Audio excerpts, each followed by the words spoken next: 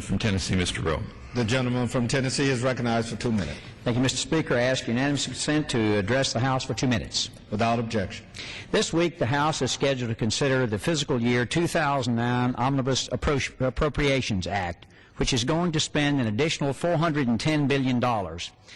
After spending $700 billion to bail out Wall Street, another $787 billion for what is supposedly stimulus, perhaps supporters of this week's bill just believe that spending another $410 billion has lost a lot of its significance and will go unnoticed.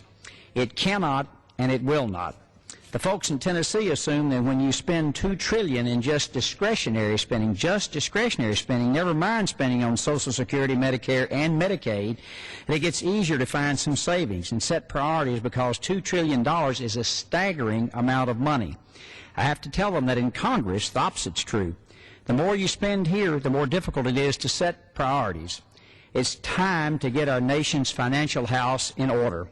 We can only do that by debating the spending package. Once again, it appears we'll be faced with a take-it-or-leave-it package of priorities that will be subject to almost no scrutiny or debate. If we're going to restore fiscal responsibility, we must carefully review this package and demand that excessive spending be eliminated. I thank the General for his service, and I yield back the balance of my time. The gentleman from Utah.